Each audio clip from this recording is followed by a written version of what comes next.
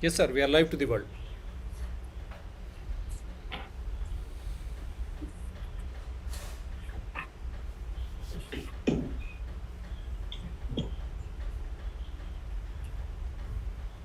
Yeah.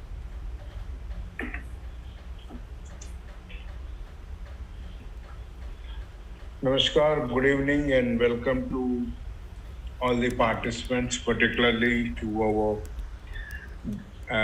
main speaker, guest speaker, Sri Rituraj Phukan from Assam, Northeast India, Professor Purushotham Reddy, Dr. Shivprasad Reddy, Gandhi Chaudhary, and Mr. Nath Manik, and Ritusmita Goswami.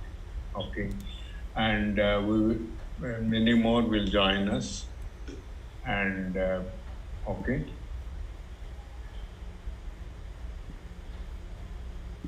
without taking much time, I would like to introduce today's speaker, Mr. Rituraj Phukan from Assam.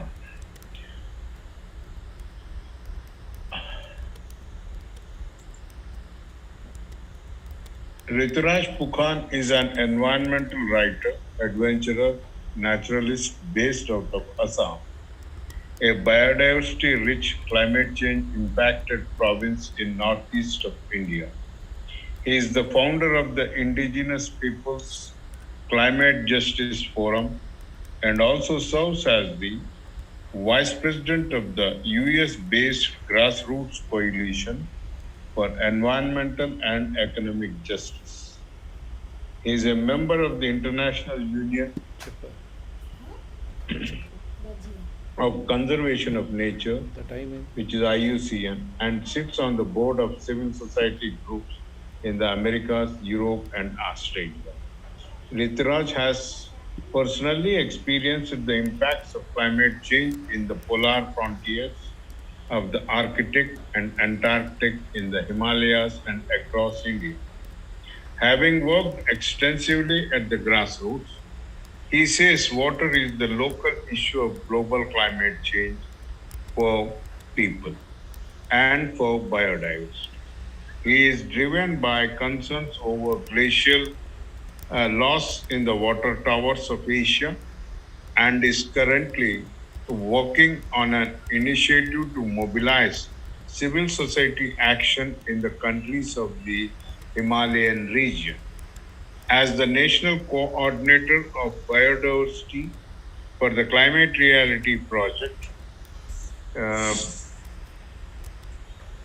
Chief Operating Officer of Walk for Water, and Secretary General of Green God Nature Organization, he facilitates awareness and action on the three Ws: warming, water, and wildlife, working with all stakeholders, including indigenous communities, students, civil society, business, and media for a positive social impact.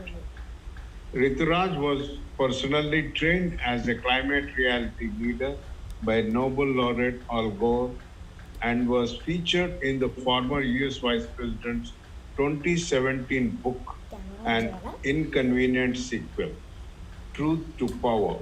He authored the chapter Biodiversity in Warming World in the Amazon number one bestseller, Climate Abandoned, a book launched in the USA on Earth Day 2019. So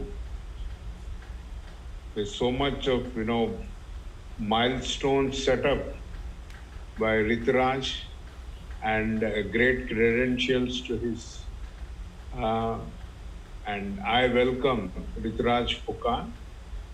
Sir, it's our pleasure to invite you to address the audience, and we look forward, and the platform is yours. Please. Thank you, sir, and a warm namaste to everybody, all the audience. It's such an honor to be sharing screen space here with so many uh, dignitaries, and it is my pleasure to deliver the presentation today uh, entitled The Paris Agreement and the UN FCC COP26. So without further ado, I'll share my screen. Please let me know, sir, if it is visible, and I Yes. can go ahead. Right. Thank you, sir. So, I have been following the series of webinars on the Paris Agreement. So I thought I will focus more on the COP26 part, but like most of the webinars in recent times that I have had the opportunity to deliver a presentation in, I'm going to start with a weather report. And just because we are seeing some record-breaking uh, situations around the world with really wild weather seen everywhere. July happened to be the warmest month that was ever recorded in human history ever since this temperature records have been uh, taken. And it is not just about the heat. Of course, some parts of the world had intense cold weather. There were fires everywhere. And if you look at the kind of anomalies that some places had to undergo, it is really astonishing. Some areas of Europe and North Africa and even parts of Asia uh, suffered abnormally different temperatures during the month of July with high uh, record-breaking heat, and then just the next month you had record low temperatures. If you look at the map here, some parts really went from literally from 5 degrees Celsius above normal to -5 degree below normal within this 1 month span. But this gets even more interesting if you look at what happened last month in some parts of Europe, especially countries like Hungary, Slovenia, Austria, which suffered a range of temperatures exceeding over 20 degrees Celsius in just 3 days. So some of them went from above 20 degrees Celsius on 14th August to minus 4 5 degrees Celsius just 3 days later. So this is incredible. I mean, for human beings, maybe we can endure such a diverse range of temperatures because we can go in, we can switch on the air conditioner or uh, the fan whenever required. But think about the impact that it is also having on the biodiversity of the world, on all the other different species. One thing that was lost in the a lot of reports that we saw about the heat dome in North America was that billions of animals were cooked in the oceans around North America during that heat dome period in July. So almost all the hottest records, years on record, have happened within this century, except 1998. And the last 7 years have been the highest, warmest recorded in history. And this year will probably break all records as well. So this is a pattern we are seeing. And I'm going to end this weather report here and go on to the Paris Agreement. Uh, I'm sure all of you have done a lot of learning, a lot of research on the Paris Agreement, especially with a series of webinars. I think it is very important that we know where we are heading with the COP26 emerging as perhaps the last chance for humanity, for mankind to ensure well-being for our future generations. When COP21 happened in 2015, it was, of course, the harbinger of great hope, and we thought that we are finally on track to limit warming to 2 degrees Celsius, as was planned in the Paris Agreement, but with the target of limiting it further to 1.5 degrees Celsius, because we know the IPCC 1.5 degree report, which showed us the dangers of the difference between 1.5 degree warming and 2 degree warming. Uh, of course, all the countries put up their own plans called nationally determined uh, contributions, including India. And this was unique because this was both a top-down as well as a bottoms-up approach. And no matter how big or small the country was, everybody agreed, and then everybody were free to chart their own pathway on how to achieve these targets. Now, so why does limiting the temperature to 1.5 degrees matter? I think a lot of the things, a lot of the projected impacts that we saw in the recent IPCC report, which got so much of press around the world, and it was such an alarming report. But if you look at the revelations in the reports since the 1.5 degree report a few years back, and the other United Nations as well as IPCC reports studies, we have seen that these are on track. We are kind of exceeding the worst scenarios in some cases, but this is not something that has happened. Many of us have known that these are happening.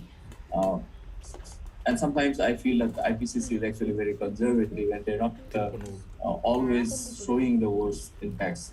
Uh, Personally, 2 years back when I was in Longyearbyen, which is the northernmost city in the world, the high Arctic, and I was surprised to see that Longyearbyen, that area had warmed by about 5 degrees Celsius in the last 20 years. While when we read about the Arctic warming, we only see that it has warmed about twice as fast as the rest of the world. So, but in reality, that had warmed at least 5 times as fast as the rest of the world. Uh, so the Paris Agreement had, of course, a lot of targets and a lot of mechanisms which are now going to be reviewed at COP26, which was originally supposed to be held last year but had to be postponed because of the pandemic. The Paris Agreement, of course, is very dynamic, and every 5 years we are supposed to review the emission goals, I think, which is pretty important. And with the kind of ambition that we are expected to see at Glasgow this year, we want to be on track to be net zero by 2050. However, the latest IPCC report has made it very clear that it might be almost inevitable that we'll pass the threshold of 1.5 degree warming within the next 2 decades. And some of the impacts that we are seeing will already be locked in for hundreds and thousands of years. Maybe sea level rise will continue, and so will be a lot of other impacts. One of the important things that the Paris Agreement got into focus was the burden sharing, because we'll come to that in detail later. But here it is. It not only talked about collaboration between countries, but it recognized that developing countries may not have the means to commit to ambitious plans like as much as the developed countries, and that the global north, the developed countries, were obliged to provide financial as well as technological assistance for the global south, so that we could together achieve the targets of the Paris Agreement. And this is what is at stake. We'll look at each of those goals, but before that, let's look at India's commitments in the indices. India had committed to reducing greenhouse gas emissions by up to 35% below 2005 levels by 2030. So that is just 9 years from now. 40% of this power capacity to be based on non-fossil fuels. I think many of these commitments are on track, especially the third one, to create an additional carbon sink of 2.5 to 3 billion tons of CO2 equivalent to additional forest and tree cover by 2030. Having said that, of course, there are also contradictory moves to open up protected areas, to open up new areas for mining, or extend coal mining in some certain areas. So I think we are still trying to figure out the way ahead. In my state, there has been a recent focus on electric vehicles, which is a good thing. But at the same time, there is a talk about introducing more o- oil palm cultivation, which may be detrimental because plantation of an alien species would require clearing of a lot of land, involve burning, and lead to much more greenhouse gas emissions. So I think we are still trying to find a path of development and balance it with our emission goals and targets. So what is COP26? So this is the 2021 Conference of Parties under the United Nations Framework Convention on Climate Change, which uh, has 197 parties plus the countries of the European Union. Uh, and so together they are all known as the parties. This year, it is hosted by the United Kingdom along with Italy at Glasgow. Since this is the 26th meeting of the parties, it is known as COP26. So, how does the COP work? I thought I'd briefly look at this. Basically, there are two zones. The blue zone, where the negotiations between government, where all the formal and informal negotiations take place between the parties. And then there's a green zone, which is for civil society, and there are a range of events like workshops, art and installations and presentations, and even this year, of course, at COP26, there'll be a big People's Assembly going on. There'll be a global day of action on the 6th. I have got an observer accreditation with the UNFCCC, and hopefully I'll be attending some of these events. So, what are the goals for COP26 this year? Number one, the most important goal here is to secure global net zero by mid-century, by 2050, and keep 1.5 degrees within reach. Now, whether we will be able to do that depends on a lot of things, especially how countries are willing to ratchet up their ambitions. It is clear that the Paris Agreement NDCs is not sufficient to keep warming even below 2 degrees Celsius. It will probably take us up to 3 degrees. So even to keep it to the goal of 2 degrees Celsius, we'll need more ambitious targets. And to keep it to 1.5, we'll definitely need a lot of ambitious targets by countries. So this is in detail. Now, as part of the Paris Agreement, every country agreed to communicate or update their emissions reduction targets every 5 years. It was supposed to be done last year, but because of COVID and the postponement of COP26, it is this year. So we have already lost 1 year, a vital 1 year in negotiations, in the window in which we need to take action. So the negotiations really have to take off this year so that there can be definite action. The second goal is adapt to protect communities and natural habitats. We are more and more seeing that the people who are suffering or people who are at the front lines of the climate crisis, whether they are mountain communities, riparian communities, coastal communities, or people living in the most vulnerable countries, they are the least contributors, and it is now very important that we take measures so that they can adapt. And some of the things that are being looked at, especially at this COP, is natural solutions, how to protect and restore ecosystems. As you know, this year the underlying theme of the United Nations has been ecosystem restoration. Earth, they had this as a target as a team, and then World Environment, they had the same theme as well. And then we also started the UN Decade of Ecosystem Restoration this year. So finally, all world organizations and agencies are working together to address the planetary crisis of climate change as well as biodiversity loss. So even as we work tirelessly to reduce emissions, further change is inevitable, as the IPCC report has shown that some of the changes will continue for hundreds of years, and some others, like sea level rise, might continue for hundreds of thousands of years, even if we were to stop warming. That means we need to start planning for adaptations already, and people who are losing their lives or livelihoods have to be protected. They have to be given the support so that these communities can somehow adapt to these changes.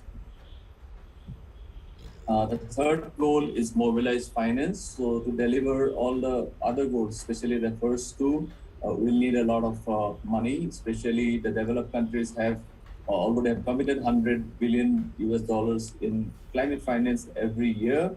By last year, it did not happen. So this year, I think finance will be one of the most important issues to be taken up by the countries, and hopefully they will be able to come to decisions that will enable quick adaptation and quick support for developing countries by the developed countries. Number four is work together to deliver.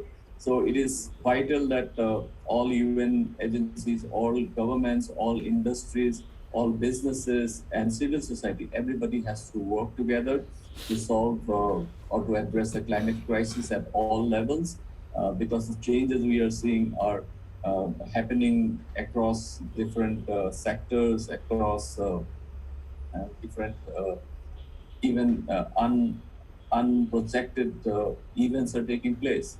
So all this will require collective work by everybody involved. All stakeholders have to come together towards a net zero economy. So working together is vital for implementation of the Paris Agreement goals, and also to see more ambitious actions by all countries.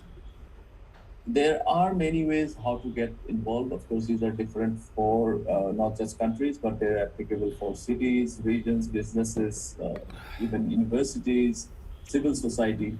And in fact, there are a couple of high-level champions that were appointed by the United Nations to ensure that such involvement is made possible. There's something called Race to Zero that is already going on, and lots of businesses have signed up for that. Basically, this is this is called the largest net zero alliance. So they want that this particular individual businesses uh, go net zero as fast as possible.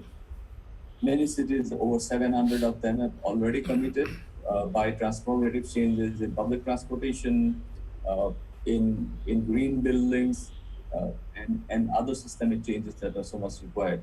A lot of investors are already involved.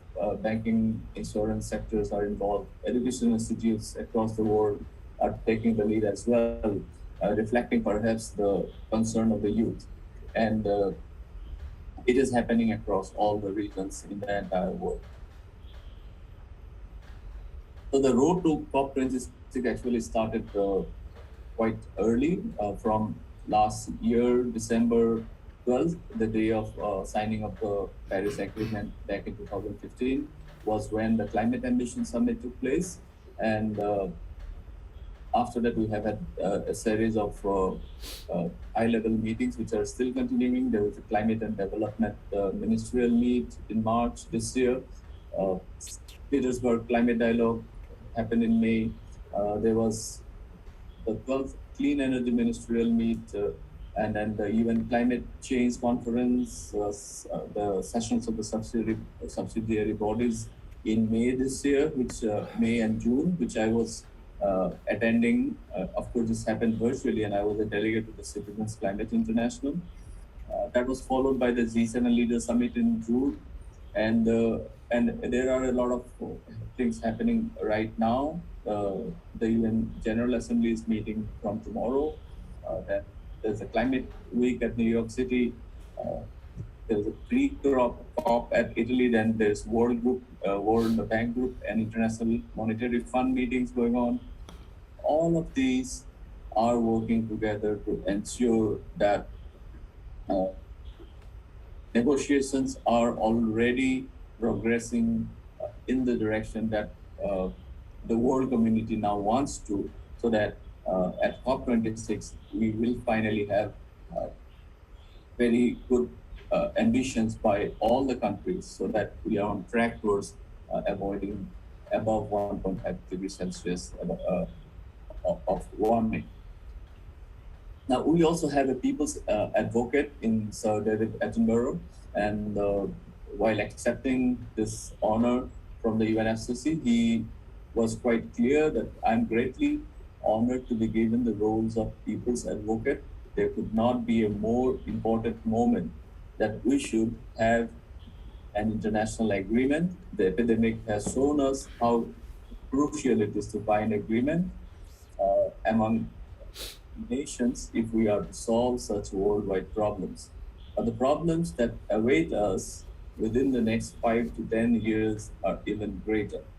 It is crucial that these meetings in Glasgow, COP26, have success, and that at last the nations will come together to solve the crippling problems that the world now faces. Uh, so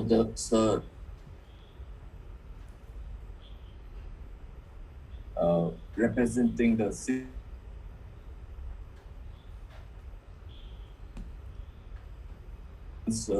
participating already. I had an interview with BBC and then another with The Guardian published, and with some other organizations, civil society as well. The COP26 network, who is coordinating civil society action from around the world, is something that I work with, but you can just follow COP26 on Twitter and Instagram to see how you can get involved. There is this website called Together for Our Planet, which is wonderful for all of us to get involved. There are special uh, resources for schools, and there are campaigns that one could get involved in. So I welcome everybody to have a look at this website and also the COP26 website and see how you can get involved. Because I think it is very important that we make our world leaders know that the world is watching, the people of the world are watching about what the actions are agreed upon at COP26. In the 2015 Paris Agreement, every nation in the world agreed to work together to achieve net zero greenhouse gas emissions by mid-century. I think that was the most important part of the Paris Agreement. But COP26 will determine how to make it happen, or if we can make it happen. Because without the support of the global north, developing countries, or the so-called global south, will not be able to raise up their ambitions, not be able to invest in new technologies that will ensure that net zero is possible within the next decade or so. Uh, because we really have hardly more than 10 years to ensure that these transformative changes that are required to stop the climate, to arrest the climate and biological crisis that the world now faces. I'm going to end with this last slide. And sometimes we tend to think that we are going to save the planet, but I think we must remember that it is the human race. We are only trying to save ourselves. We are trying to make this a better world for our future generations. The earth will always be there. Uh, it can look after itself. There may be sea level rise, there may be warmer temperatures, but there will be life in some form on earth. But whether humans can survive climate change will depend on how we act together at COP26 in November. Thank you very much. Thank you so much, Rituraj. You could bring out several issues, and particularly, what is proposed to happen in COP26, that is most important. and the kind of agreements, the all countries made and progress. Unfortunately, because of the COVID, one thing is things have bettered as far as pollution is concerned. But at the same time, a lot of information was not available during this period. I don't know why. So thank you so much once again, and once again, I thank you for readily accepting to deliver the talk and give the information to us. And now the floor is for open interaction. Okay, thank you. And Professor Purushotham Reddy, we have P.S. Reddy Akhil Jha from Madhubani, Bihar originally, and we have Karunakar Reddy. Yes, sir. The floor is for you. I would request P.S. Reddy first to initiate the discussion. Okay. And after that, we have Karunakar Reddy, who is also very bright and done a lot of work. Yeah, please. So then our youngsters can join. I'll speak towards the end. Okay. Thanks for giving me a chance to speak first on this issue.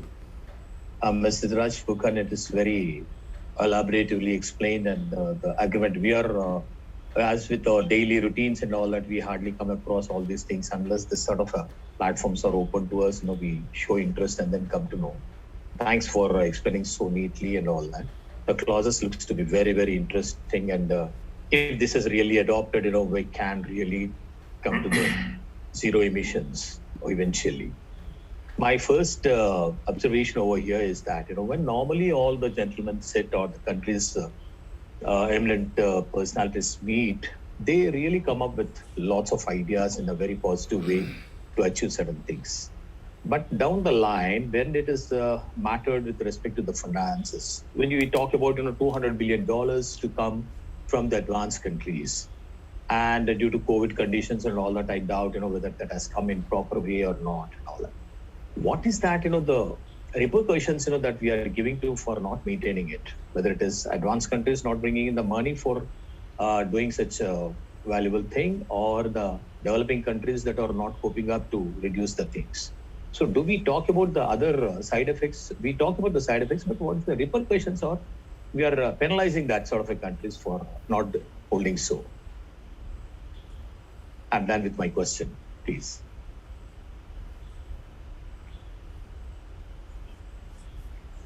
The issue of finance is still critical, and 2021 is the year that the nations, the parties have to really agree on the fine print. Who is going to contribute how much, and who are the countries which need the most support, or which are the regions that needs to be looked into. But I think if there is any breakthrough in the issue of finance, I think they're keeping it very close to their hearts. It is not yet revealed. I guess in my, somehow in my heart, I feel that we are going to see good news as regards climate finance. I think that's going to be the big breakthrough at COP26. As far as developing countries goes, I think India among the developing countries are in a better position compared to many others in terms of finance, as well as in terms of the resources we have available for switching to renewable energy. We have already made a head start in terms of wind energy as well as solar, but many other regions of the world have not gone as far as they should have, and they will really require a lot of inputs, a lot of financial and technological inputs from not only developed countries, but also countries like which are leading in such technologies like India.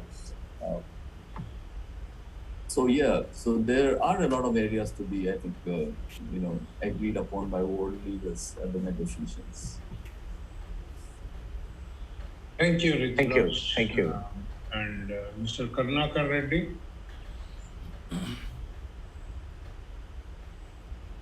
Mr. Karnakar Reddy. Are you there? Okay.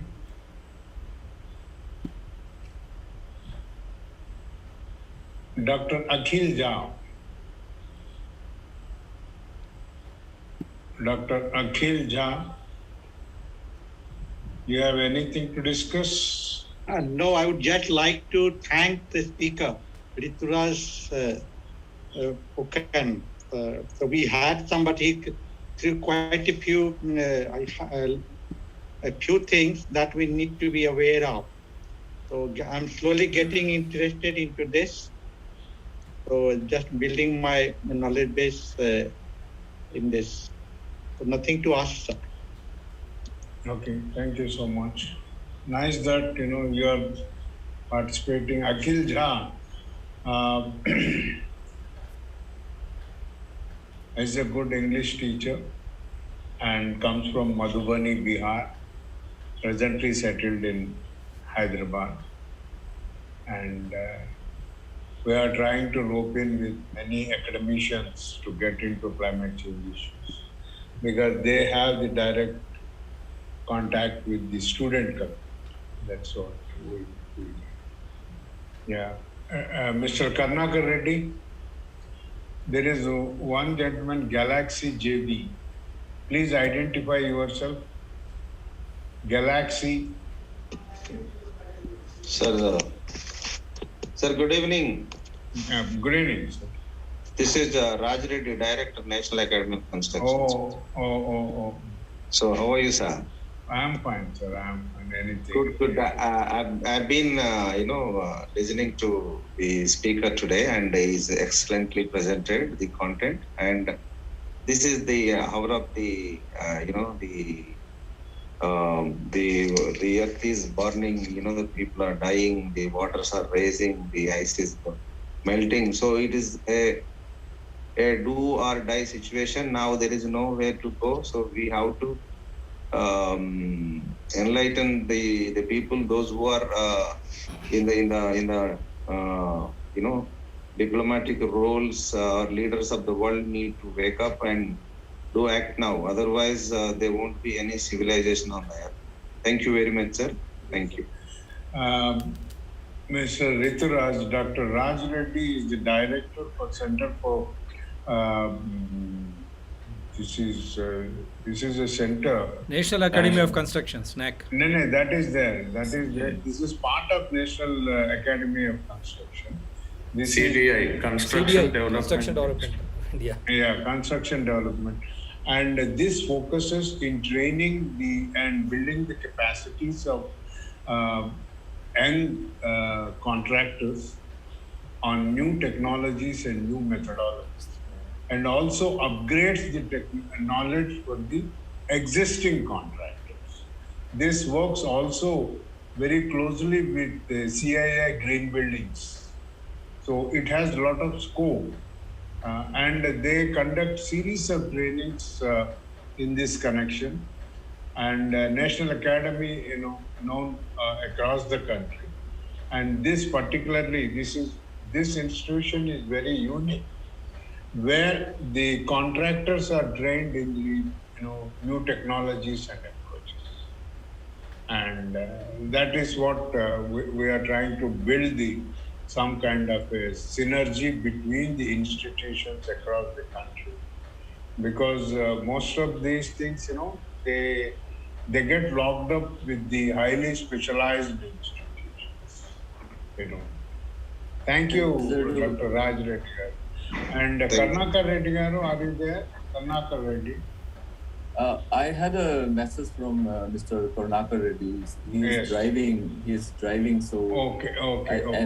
And in the poor area of poor network.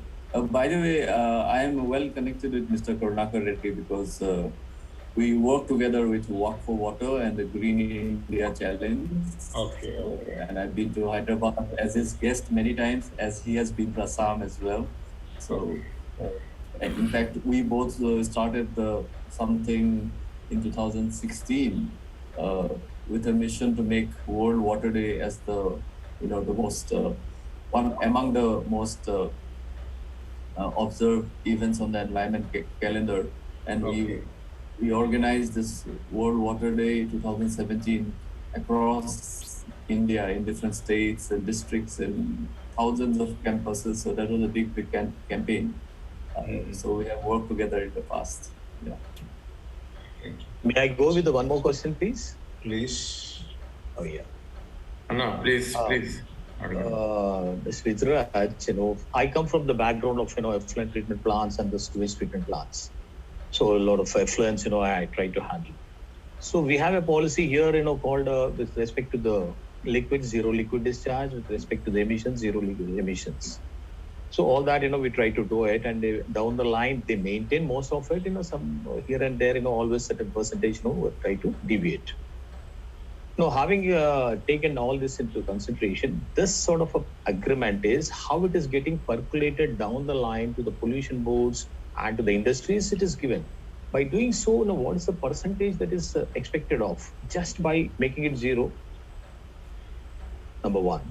Now we know that the other countries, who have done a lot of damages, advanced countries, and now presently a lot of production happening in China. How that is happening in China? Is it going well to that extent in our country also? The kind of the things that are happening in China and India are okay to it to make it balanced tomorrow, or some more has to be done? In short, to be specific, what is the percentage of achievements we are getting oriented towards that? Questions. Although I'm not sure I have the answers in terms of percentages, but if you look at the net zero emissions that the world leaders now talk collectively of achieving by 2050, of course, if that commitment has to be achieved by any country, whether it's India, we have to ensure that all the different sectors, all the different parts of the economy are individually net zero.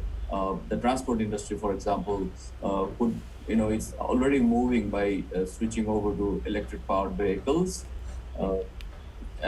There's a lot of emphasis on public transport. Assam, my state, is introducing electric buses and subsidizing electric cars in a big way. This was announced just 2 days back. So this is one area I think that can be kick-started and could quickly achieve the targets. Then there is the tourism sector where, again, departments, districts, and even groups like the hoteliers, all are being encouraged in different ways in the form of incentives to ensure that their respective sectors make their business carbon neutral, if not negative. In fact, globally as well, the tourism industry, even cruise ships, even expedition travel is now becoming not just carbon negative, but carbon neutral. So I think different industries are already realizing how to do it and how to go, change over their respective industries. And there is also something called the carbon pricing and dividend or climate income policy, where basically polluters pay. That is the concept that is been followed. Canada has already implemented a carbon pricing policy successfully. Many countries in Africa are now talking about a climate income, where you actually put a price on carbon at source and use that money to give it back in the form of cash incentives to individuals and irrespective of their level of incomes or their per capita emissions. So that is another way of trying to balance things. And as far as China and other countries who are ambitiously following their development aspirations, we must remember that I think even countries like China and, for example, India as well, are increasingly looking at the mixed mix of energy sources. So it is not just coal. Although India is also pushing for coal, we are also increasing wind and solar exponentially. China itself is a big leader in renewable energy. So it is going, and I think with more research and development, more better storage capacity of batteries being developed now, slowly it will become cheaper to produce electricity by renewables rather than the traditional way. So when we reach that threshold, I think even all these developing countries which are now looking at a balance, just trying to find a way to meet the development aspirations along with these commitments of greenhouse gas emission reductions. There will be a sudden influx of money and technologies which will see a better switchover. And I think that has to happen within the next 2-3 years at the most in order to achieve the targets that we want to achieve by 2030 and definitely by 2050. I want to share here this thing that, as far as water is concerned, we could able to find some technology like RO system for drinking water. When there is a shortage and all that, we could convert the desalination and then bring out the water. But whereas the air, we don't have any substitution. The atmosphere you cannot create because the abundance of the sea water is available, and that could be able to substitute the water production by desalination process. Whereas for atmosphere, if it is polluted and all that, there is no other way. But we have to bear with it if it is not addressed properly. Just I wanted to share this point. I think in the case of air, I think nature has provided us the best technology in the form of a tree, and the trees not only take out carbon dioxide, but also it absorbs a lot of the pollutants from the atmosphere. So tree plantation on a larger scale and also protection of existing forests is a critical part that has been recognized in the Paris Agreement, as well as the ongoing or the IUCN Congress that just ended, and the upcoming Biodiversity Congress, as well as other global events, which are all focused on finding nature-based solutions to most of this planetary crisis. So thank you, P.S. Reddy. Thank you. Thank you. And Mr. Richard. Mr. Richard, are you there?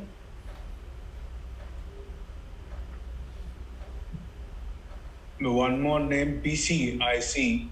Please identify yourself. Good evening, sir.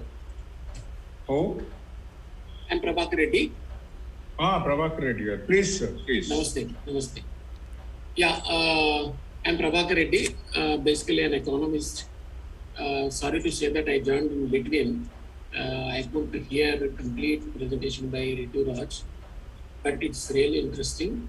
But I would like to raise a couple of issues which are very simple in nature, but we have been talking about carbon pricing, which is very interesting.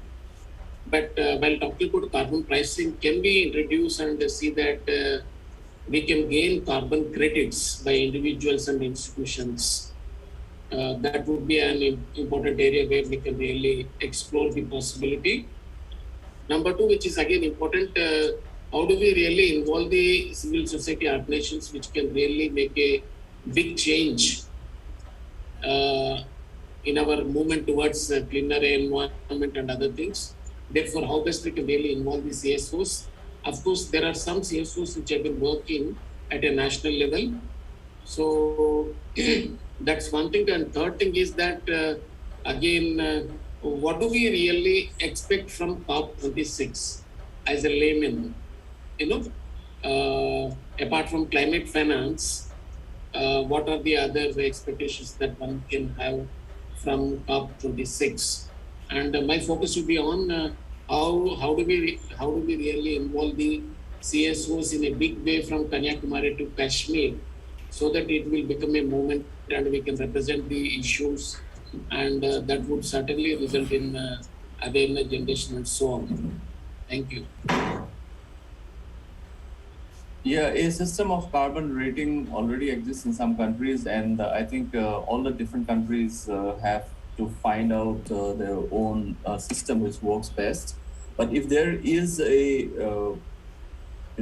country-wide acceptance of a carbon pricing system, there is something called a border carbon adjustments to ensure, as economists, you agree, to ensure that there is economic parity between countries which have adopted carbon pricing and countries which do not. So that carbon pricing, the border carbon system will also come into force.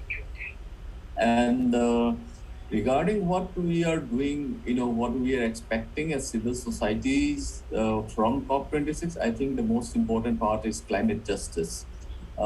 As we have said earlier during my presentation, many of the communities, mountain communities, riparian communities, coastal communities, people who are facing the water crisis, many of these are indigenous peoples and local communities who are actually looking after, nearly 70% of this protected area. So they are also vital, or they are also key to containing the biodiversity loss, and they are also key to restoring the degraded landscapes that we want to. And basically addressing the climate and ecological crisis without the indigenous people, it is increasingly understood, it is almost impossible. So it is imperative that we talk about climate justice for these affected people. And that is what civil society would be mostly, I think, focusing on. And that is the issue that has already been talked about, how people who are the worst affected by the climate crisis are not able to travel to COP26 because of, number one, unavailability of vaccines to many places. And then we have the travel restrictions where certain countries would need to quarantine. They not only have to make their own travel arrangements to COP26, but also pay for their own quarantine.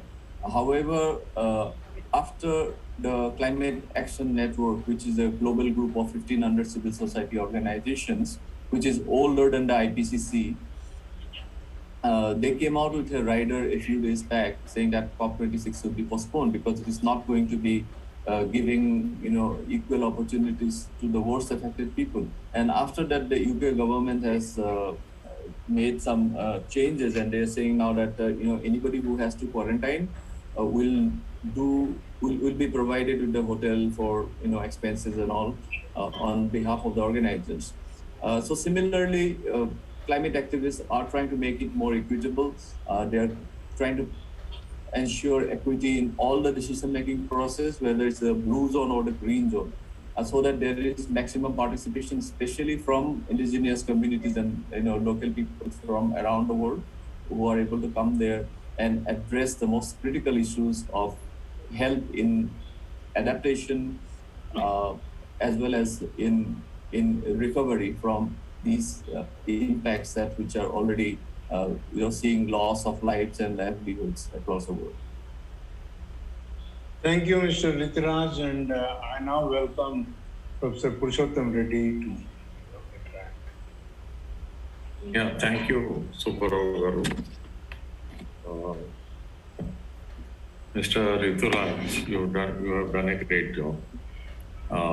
You made it easy for us to understand, but I need a few clarifications from you. Right now, what is the increase in temperature? Because we are trying to limit it for 1.5. But right now, I think it is already 1.15 or what? It is what is the around increase? 1.3. 1 point? Is it 1.3 or 1.13? It is 1.3 in most areas. It's 1.3 across the Himalayas in the polar regions, but on a global scale, it is about 1 degree Celsius. That's what we hear. No, it crossed 1 degree long back. So it's about 1.13, they say. Yeah, so yeah, about that much. Yes. But And with 1.1 registered increase of 1.13, already we have 7 of the hottest years, as you yourself have rightly pointed out. If this is the outcome for 1.13, why should we wait for 1.5?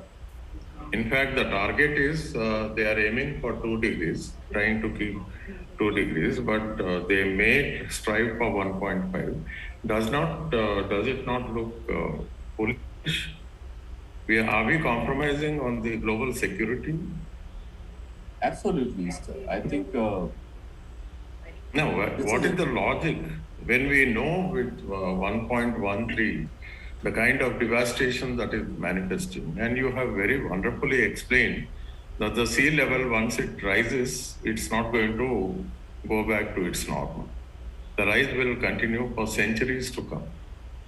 If that is the case, and so many other things in the Himalayan ecosystem, right now United Nations, which is focusing, I appreciate UN, no doubt, but one of the biggest lapses is, why is the UN silent on the global commons? So far, United Nations does not have an action plan with regards to the North Pole, South Pole, Amazon. Amazon is not in one country. It is again in quite a few countries. Himalayas are not in one country. So we can't put the blame on a single country for the protection of, or the responsibility of protecting Himalayas. So in such a situation, I have been a great supporter of UN and very, very appreciative of the wonderful right from Stockholm to Paris. And I'm with Subba Rao. We are all trying to sensitize India on COP26. All that is fine. But why is United Nations silent on the things it should have been doing by now? 1.13, with 1.13 increase, there is so much of devastation. Should humanity wait for 1.5? Can it be a goal?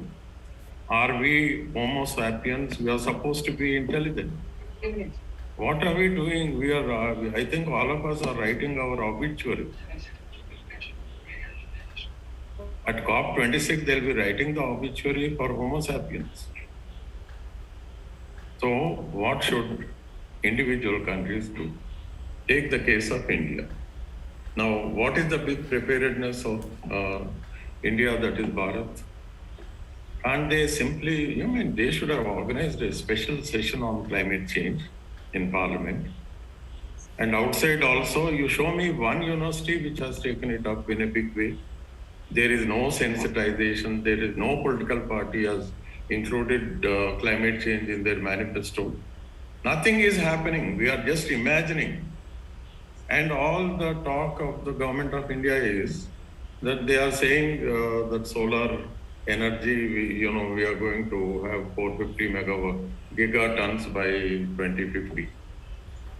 Where are we? How serious is the problem? What are we talking?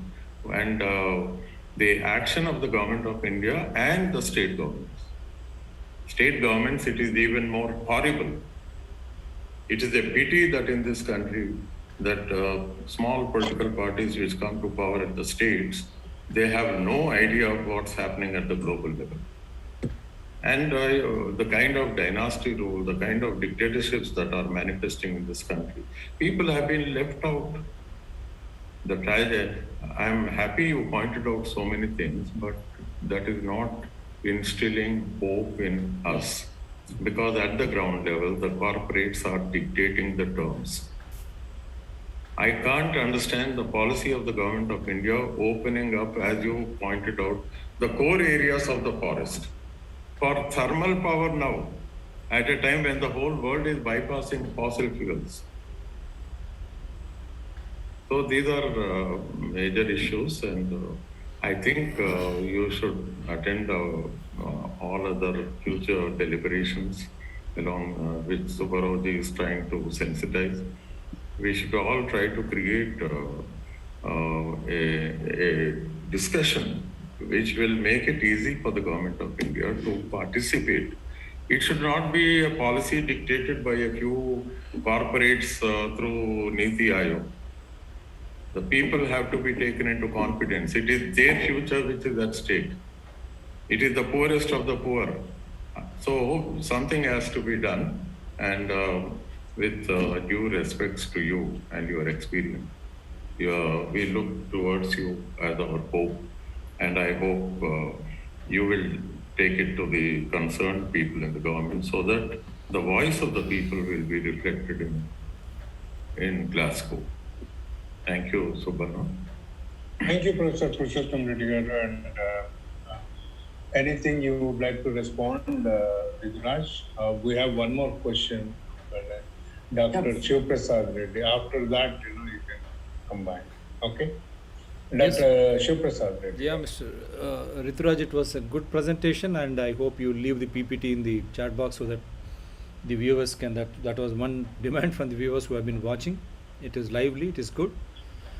But you have been visiting Hyderabad. Now let me bring out the ambiguity.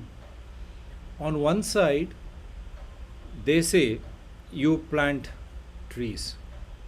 I'm telling you about the famous MPs, our ruling party MPs, with which various other NGOs are associated. Green challenge. What is green challenge?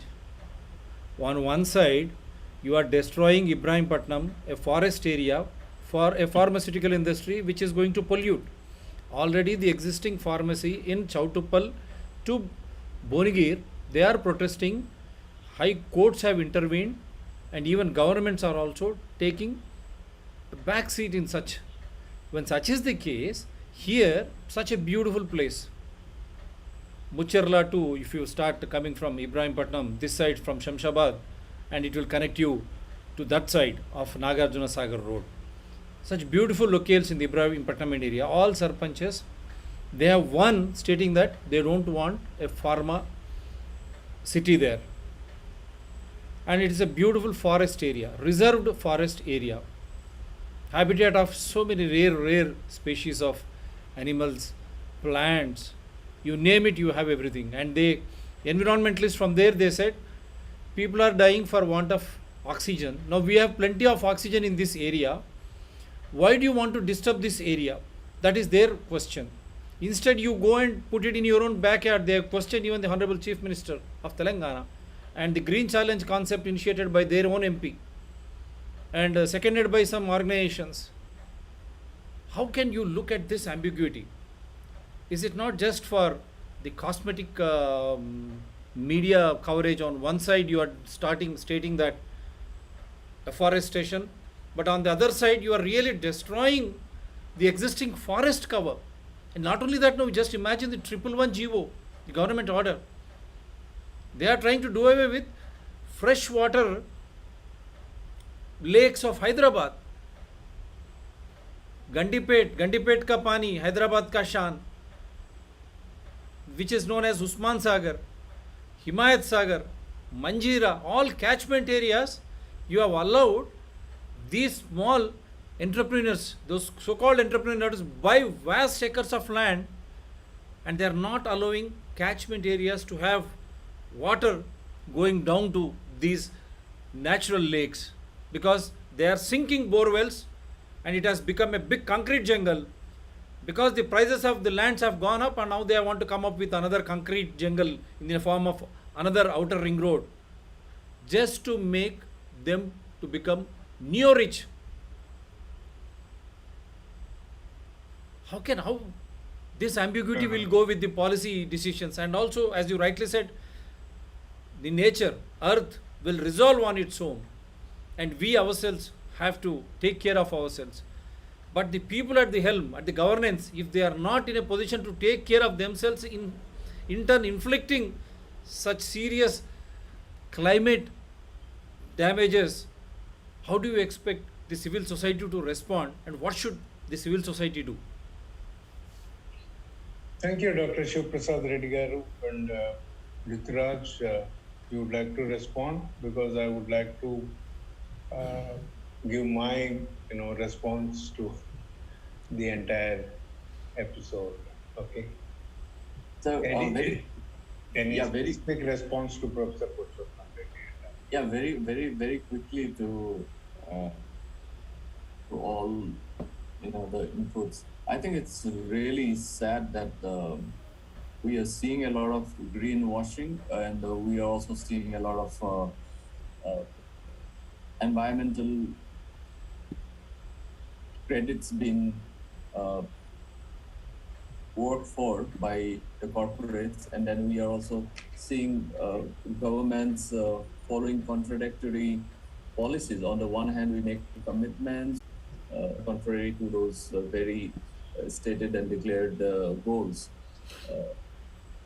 I think these kind of ambiguity is the main reason why we are seeing all this damage. If you look at I just like to rest my case on this. Like, if you look at the trillions of trees that have been planted since the first World Environment Day or the first Earth Day in the 1970s, I think we would not have had a problem of climate and ecological crisis if only all those saplings that were planted were nurtured to full health. But of course, people would use that occasion to plant a tree and forget about it. A sapling will die after a few days, and that same hole will again provide for another sapling to be planted the next year or the next occasion. So I think, such type of, that is just an example of the greenwash that has been happening. Unfortunately, that has become the norm. Everybody wants to be seen doing something for the planet, and actually we have to change on a systemic level, on a societal level, as well as individually. Without that, I think we are really basically stuck, and that is the biggest issue for the planet. Thank you so much, Rituraj, and we have one response in the chat box. Galaxy M31 from Odisha. I think another airport is being proposed at Puri, and a lot of onslaught of the trees and all. Okay, these are the ambiguity and all, sir, please identify yourself. One more person, Richard Gathika is surfaced. I request you to invite him also. Richard, yeah, I was calling her. Richard, are you there, Richard? We could see her about 5 minutes ago. Yeah, I could see, and I called her, Yeah. invited. Okay. Okay. And Dr. Sujata. Sujata Dash, yeah, she just stepped in. I think she's the journalist from working for AVRC in Usmania University.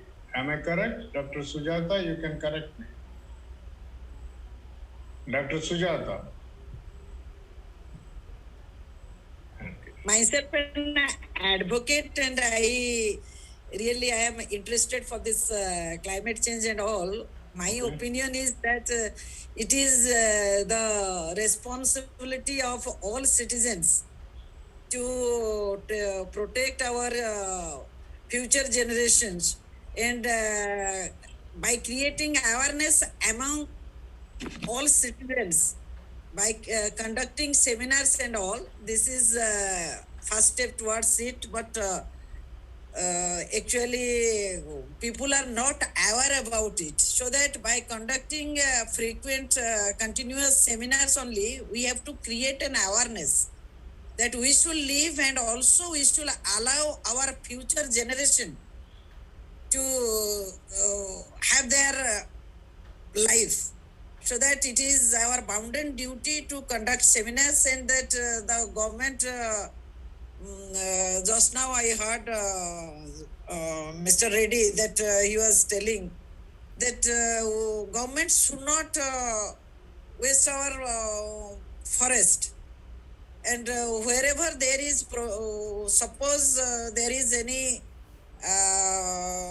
project are to be made, then it is to be seen that no forests are being wasted in any other place. Just like you see that in Delhi, that new Parliament Bhavan is to be constructed.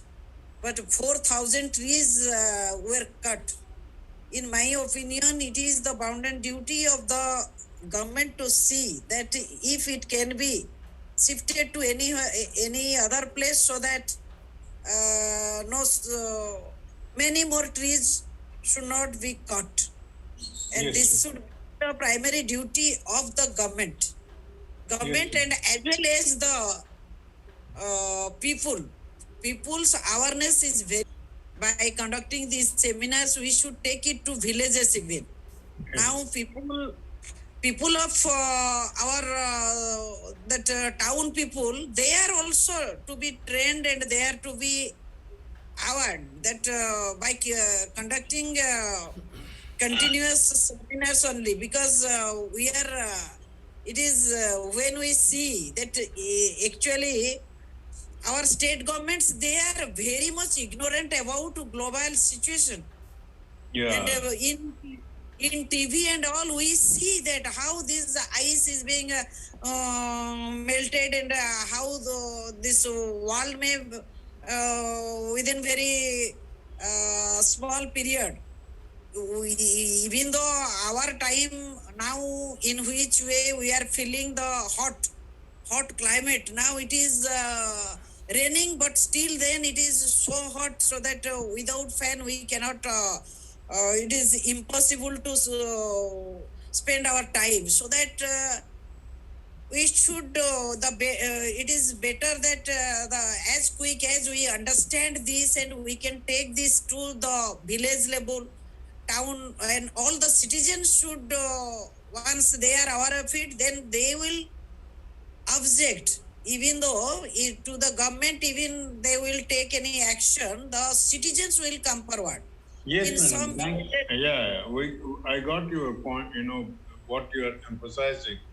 That is, it is the greater awareness and sensitization among the citizens and also the responsible behavior of the government and citizens together can only. I request Rituraj to make me the host, please.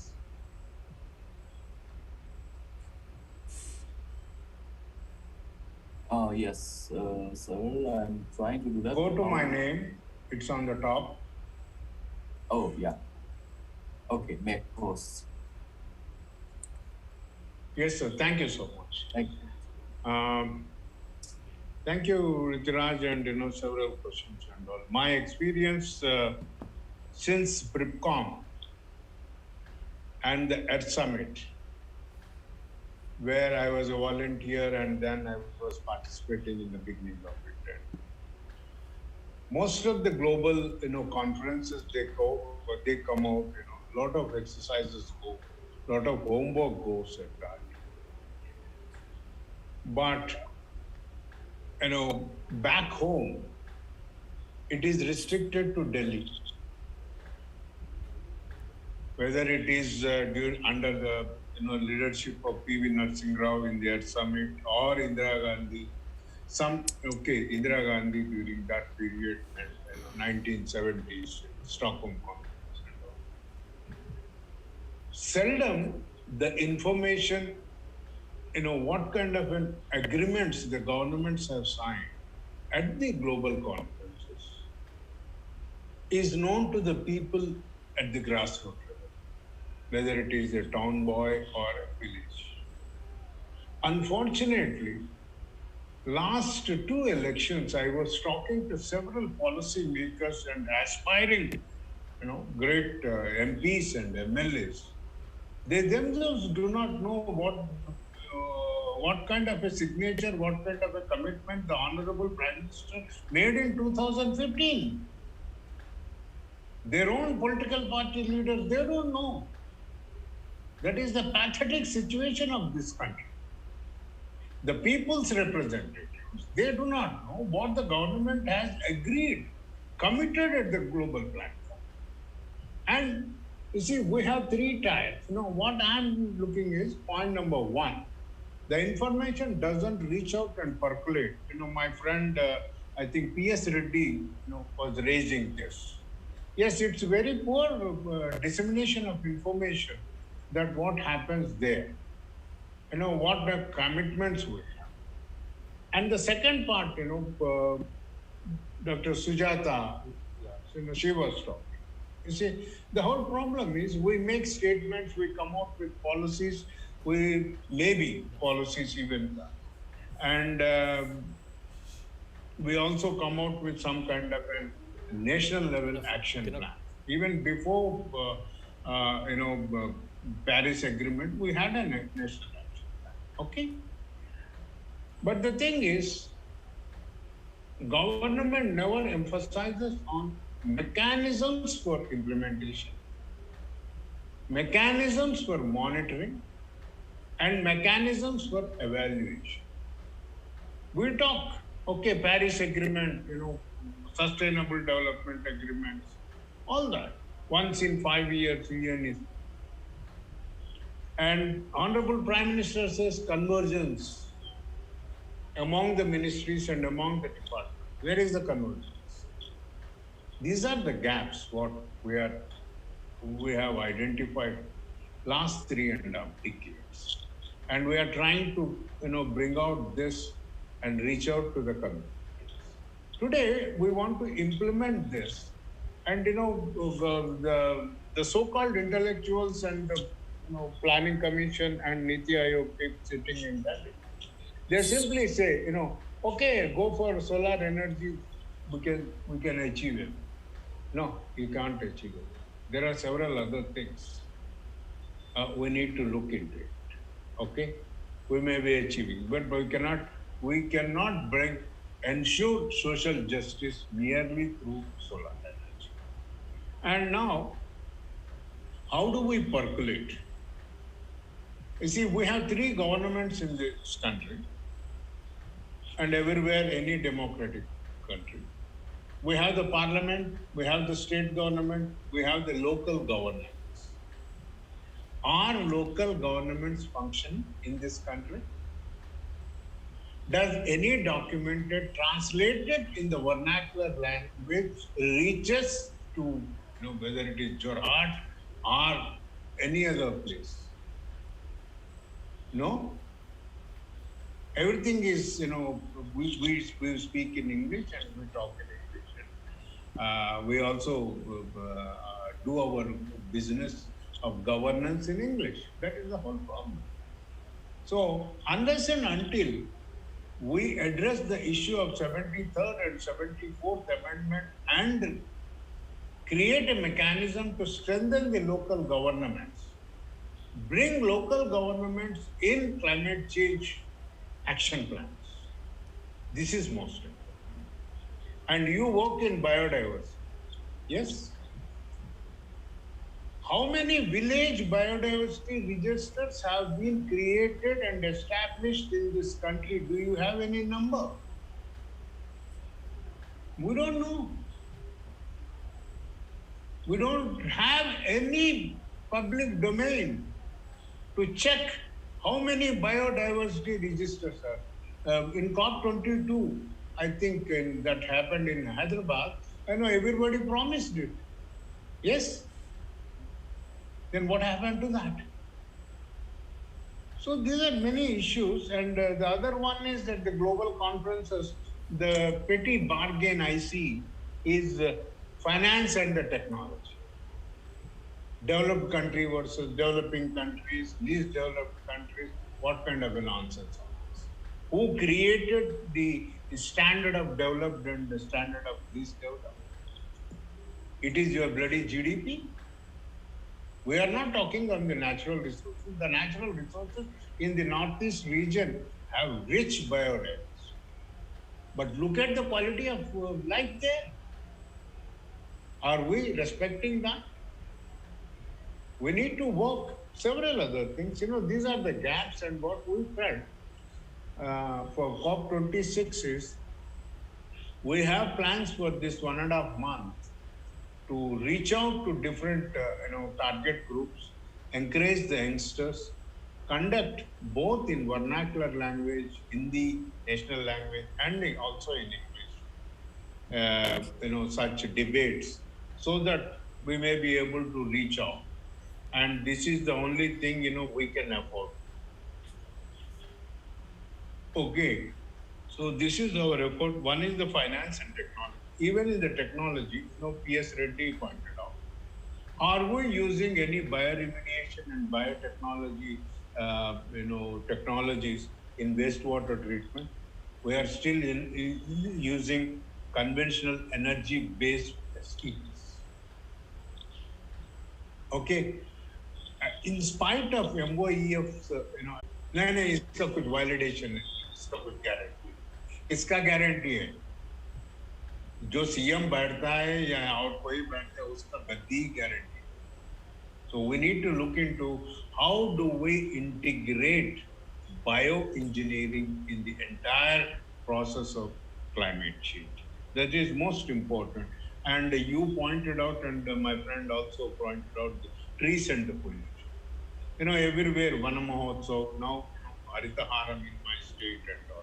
But I requested the taxonomists and the botanists and other, so-called landscape designers and all.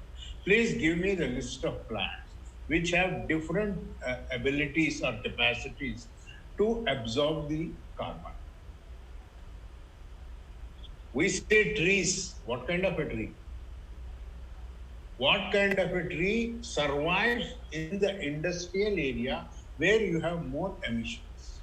What kind of a tree can survive in the around the thermal power station, where nitrogen and other phosphorus and other carbon, is there in the air? No university came out with this one report. I'm glad, you said 600 plus academic institutions are now attached to it. And one of the training institutions which I was associated till 2019 is also accredited in the climate change. People go there, party, come back. They say, we attended COP21, COP26. But are they conducting any dissemination trainings? Are they conducting any skill development programs? Is there any monitoring mechanism in this country? So with this kind of ambiguity, what is my concern is, yes, things are happening and people like you now participating and several others, participated earlier. But the problem is, how do we bring a change in the country and the system? That is the big challenge what I see before COP26. Asking the state governments to convene a special assembly session for COP26.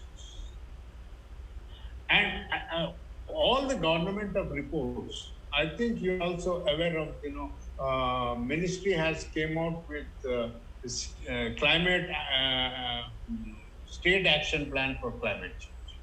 Okay? Was there any debate on these reports? They hired an institution, they prepared the report, now they are in the development MOEU office. Don't you think that these reports must be debated, discussed in the assembly? Then why we are not asking this? And my friend, Mr. Prabhakar Reddy said civil society. Civil society has more work within the country, in respective countries. Okay? So I am looking at these things and this participation.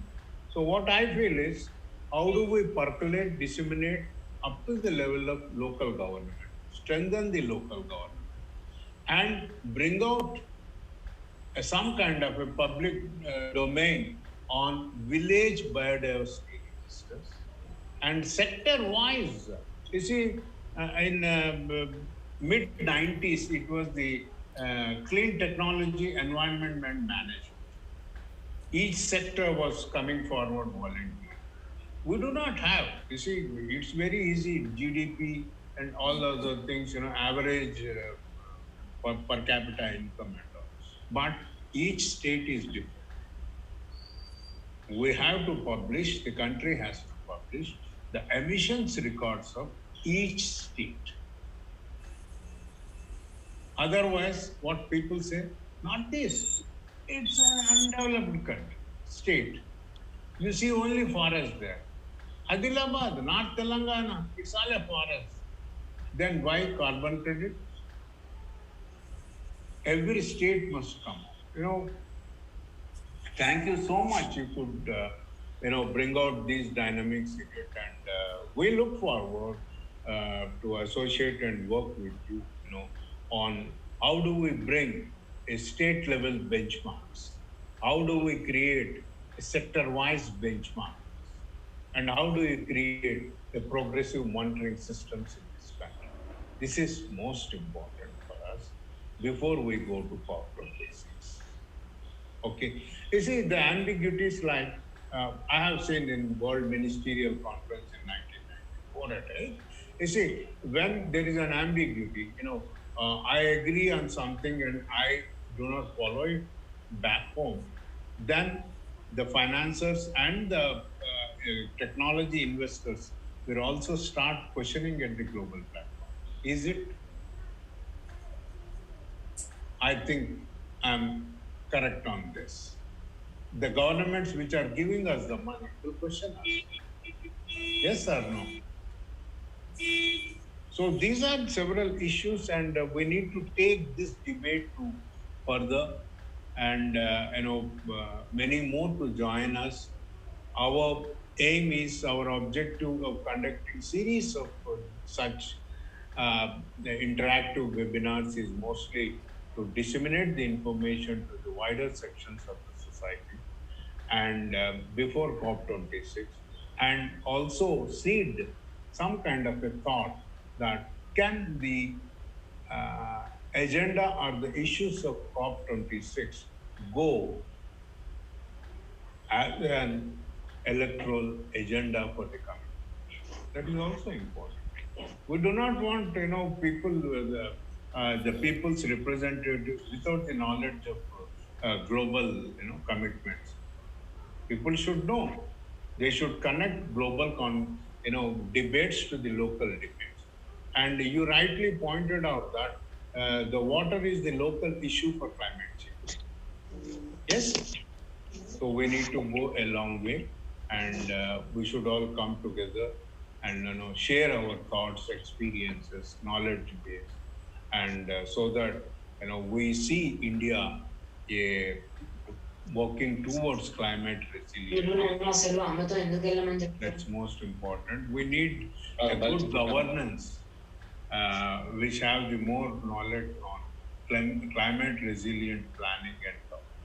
Thank you so much, Rituraj, and anything you would like to add or share? Sir,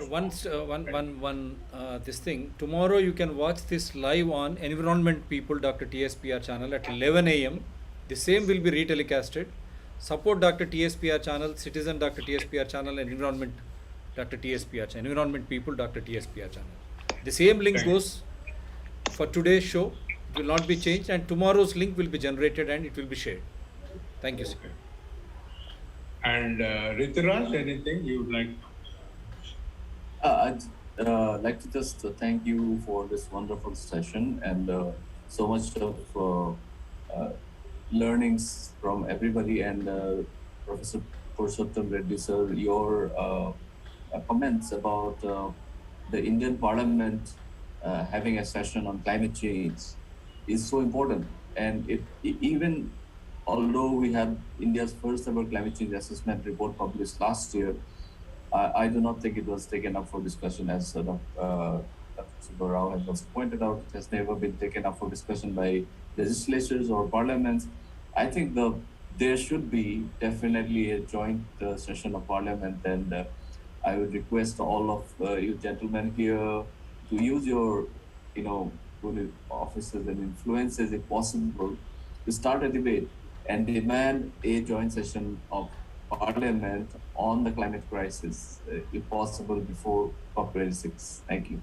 Thank you so much, Rituraj. I request you people to share the copy of that assessment if we have. Okay. Thank you so much, and thank you for all the participants for their active participation and all. And we look forward for your cooperation and support. Thank you. Thank you. Thank you so much. Thank Good you. night, sir. Thank you. Shabbat. Thank you. Bye-bye. Thank Take you. care. Good night.